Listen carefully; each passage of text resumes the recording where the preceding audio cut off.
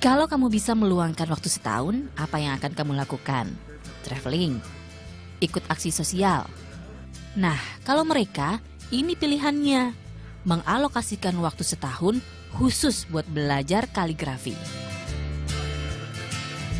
Demi mempelajari, mendalami sekaligus menikmati seni ini, dari berbagai penjuru Nusantara, bahkan dunia, mereka khusus datang ke sini.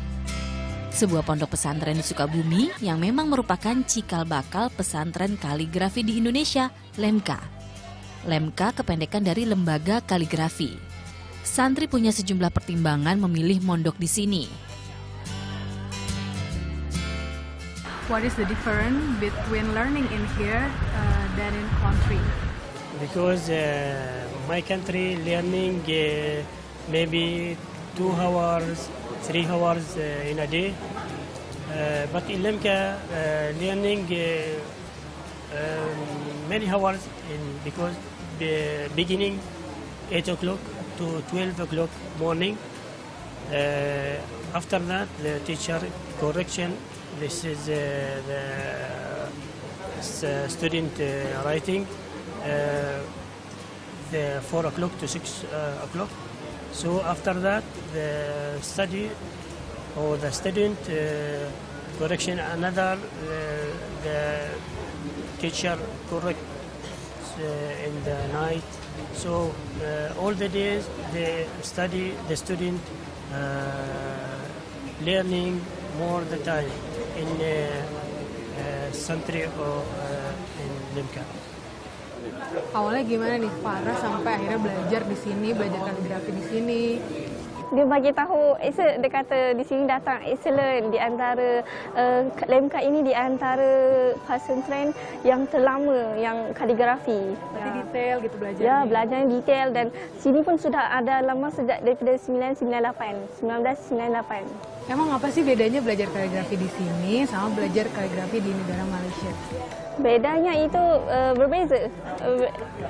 Kalau di Malaysia itu untuk belajarnya itu masa yang lama dan tak betul-betul macam di sini. Di sini itu betul-betul detail. Di sini makanlah masa setahun. Kalau di sana mungkin 3 atau 5 tahun. Sempat menginduk pada Fakultas Adab dan Humaniora Universitas Negeri Islam Jakarta sejak tahun 1985, Pondok Pesantren Al-Quran LEMKA mulai berdiri mandiri di tahun 1998. 20 tahun berjalan, jumlah lulusannya sudah lebih dari 5.000 orang. Sebenarnya yang daftar jauh lebih banyak. Tapi supaya proses belajar lebih maksimal, pesantren membatasi jumlah santri tiap tahunnya. Karena harus intensif untuk bisa menguasai kaligrafi.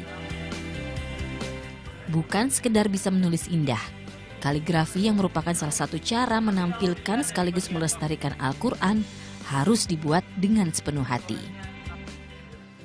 Dengan jiwa seni, kesabaran, juga mengerti makna setiap torehannya. Proses belajarnya cukup panjang. Di awal-awal bulan, santri belajar teknik murni. Di antaranya tentang 7 jenis khat atau tulisan dalam kaligrafi. Nah, sekarang aku lagi belajar kaligrafi sama murid ajaran baru. Teknik yang harus pertama kita tahu adalah teknik murni. Salah satunya ini nih, tulisan naskih yang saya lagi pelajari. Uniknya nih, kita harus pakai handam namanya. Ini tuh terbuat dari sejenis pakis dan penggunaannya tuh harus dengan kemiringan yang pas.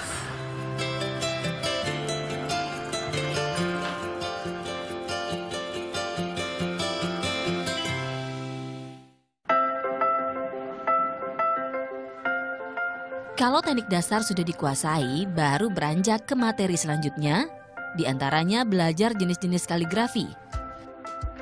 Seperti kolase kaligrafi, kaligrafi bambu, sampai menoreh di atas kaca.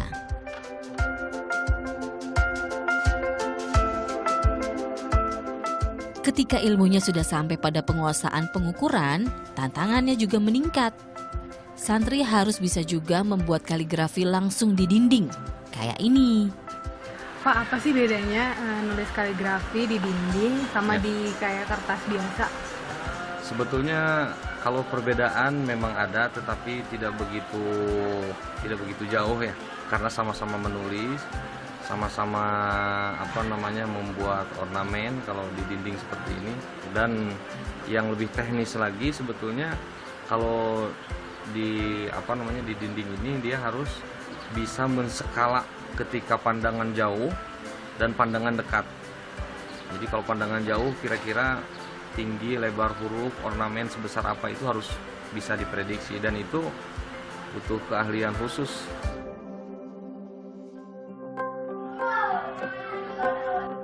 Konsisten mengembangkan seni ini, Ponpes juga mengajarkan kaligrafi sejak dini.